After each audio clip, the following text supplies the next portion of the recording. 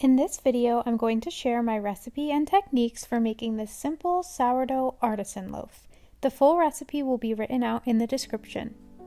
Start with active sourdough starter at its peak and add 200 grams to a large mixing bowl. Next, you're going to add 750 grams of room temperature filtered water. Usually for me, that's between 70 to 75 degrees. If my water or house is extra cold, I microwave the water just for a little bit to get it to around 78 degrees before adding it. Next, I use a silicone spatula to gently stir the active sourdough starter into the water. This just helps break it up and get it a little bit more evenly distributed. This isn't completely necessary, but I do think that it helps with the entire mixing process. Next, you're going to add in 22 grams of salt. Most sourdough recipes that you'll find will have you add the salt in later in the process, but I don't find any real difference in the final outcome of my dough, so I go ahead and add it in the beginning with all the rest of my ingredients. Finally, you're going to add in 1,000 grams of strong bread flour. I'll link the bread flour that I use in the description box below. Just make sure that you're using bread flour and not all-purpose flour.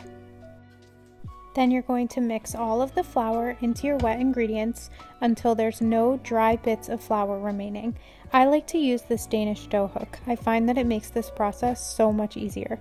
This is going to take a couple of minutes to get all of the flour fully hydrated, so just take your time and be patient with it. When you don't see any more dry bits of flour, you're done mixing. Your dough will look like a shaggy mass, kind of a mess at this point. Just take a damp towel, cover your bowl, and let the dough rest on the counter for 1 hour. After an hour of resting, you'll notice that your dough is less shaggy and starting to come together. Now we're going to start a series of stretch and folds to build strength in our dough. Reach your hands down into the dough on one side, pull it up and over itself, then spin the bowl 90 degrees and do the same thing, pulling the dough up and then folding it over itself. You'll do this on all 4 sides of the dough, then cover your bowl again with a damp towel and let it rest for 30 minutes.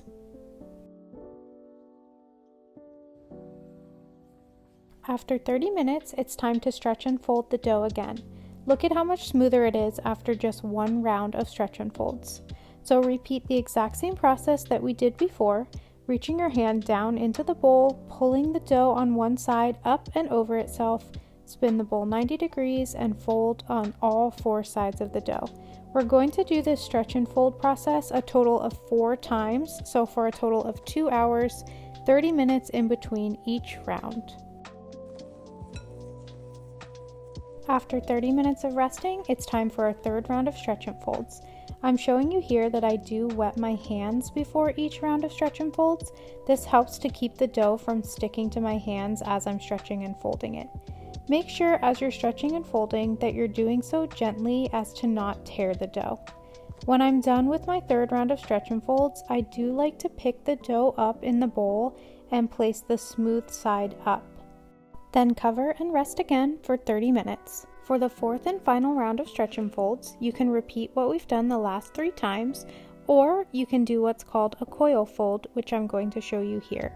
Reach your hands down into the dough on opposite sides of the bowl and pull the dough gently up. As the dough starts to release itself from the bowl, gently tuck the ends up and under themselves, kind of rolling them into a coil. Once you repeat this on the first 2 sides of the dough, you're going to spin the bowl 90 degrees and repeat on the other side. I do this a couple of times around the bowl until the dough really doesn't have any more ability to stretch under itself. After this, you're going to cover the dough and let it rest again on the counter. I personally rest my dough for 1 hour. What you're looking for is fermentation bubbles on the surface of the dough, as well as a nice jiggly dough that you can tell has air inside. When you're starting to see these signs in your dough, it's time to move on to the next stage. Pick your bowl up and flip it over and gently allow the dough to release from the bowl naturally onto the counter. Then, using a bench scraper, split your dough into 2 equal pieces. You can weigh each piece if you're looking to make them exactly equal, but I usually just eyeball it. Use your bench scraper to pick up and move one of the dough pieces off to the side. Then pick up and flip over your other dough piece so that the smooth side is facing the counter. Using your bench scraper, gently pull the edges of the dough out so that you're getting your dough into the shape of a rectangle. You want to stretch the dough out as thin as you can without actually ripping the dough. Make sure that you're stretching the sides as well as the middle so that the entire rectangle of dough is nice and thin. Next, you're going to take the long side of the rectangle and fold it to about the center of the dough.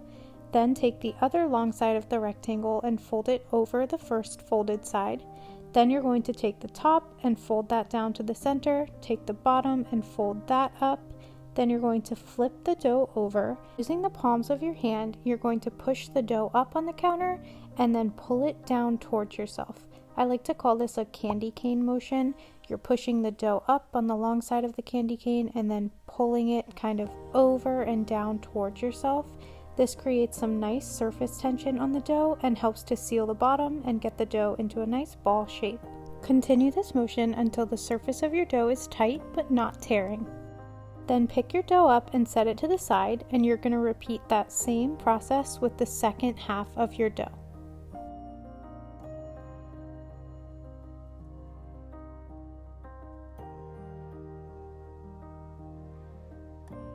Then cover both pieces of your dough on the counter with a damp towel and rest for 30 minutes. Uncover your dough and use your bench scraper to pick up one piece and flip it over so the smooth side is down on the counter. Then you're going to grab the top part of your dough, pull it up, and then fold it down and over into the center of the dough. Grab the sides of your dough, pull them out, cross them over each other in the middle like a hug. Then you're going to grab the bottom portion of your dough, pull it down, and then pull it up towards the middle. And as you're pulling it up towards the middle, you're going to roll the dough over so that the smooth side is now on the top. Then you're going to repeat that candy cane motion that I talked to you about earlier so that we're building nice surface tension on the top of the dough and sealing the bottom of the loaf. Do this a couple of times until the dough is nice and tight, but make sure that you're not ripping the surface of the dough. Then pick your dough up and place it smooth side down into a banneton that's been sprinkled with rice flour. Set this to the side and repeat the same process on your second piece of dough. Let the dough rest in its banneton for 5 minutes, and then we're going to do one more step to help increase our surface tension. Pinch one edge of your dough and pull it into the center of the dough and press down. Repeat this all the way around the entire circle of your dough, and then you're going to sprinkle the dough with brown rice flour and cover it. I like to use these disposable bowl covers that I get from Amazon. Then you're going to place your dough into the fridge to rest overnight. Repeat that same process with your second loaf of dough. The next morning, preheat your oven to 450 degrees for 1 hour with a Dutch oven inside. Place your dough in the freezer for 30 minutes before you're ready to start scoring. Gently flip your dough out of its banneton onto a piece of parchment paper. I like to dust off any excess rice flour, but you can also leave it. Here I'm using a piece of baker's twine to make some marks on the dough for where I want to score my designs. The easiest way to score sourdough is with a very sharp razor blade. You want to do any of your intricate or design scoring first, and then save your expansion or deep scores for last. Here you can see I'm scoring a wheat stalk pattern, which I think is one of the easiest patterns to score, especially as a beginner. The key to scoring these wheat stalks is to just barely cut into the surface of the dough. And remember, these are purely decorative, so if you don't want to add this, you don't have to. I repeat this pattern all the way around the loaf and then finally cut my deep expansion scores down the center of the loaf. These are technically the only cuts that you need to make into the loaf. Their function is to give a place for the bread to rise and expand. If some of your cuts aren't quite deep enough, you can go back over them and make them a little bit deeper. Place your dough on its parchment paper into your preheated Dutch oven with the lid on. Place this in the oven at 450 degrees for 20 minutes. After 20 minutes, take the lid off of your Dutch oven. Continue to bake with the lid off for an additional 10 to 20 minutes until the loaf is as dark as you like it. If you can resist, wait until your loaf has cooled completely before cutting into it.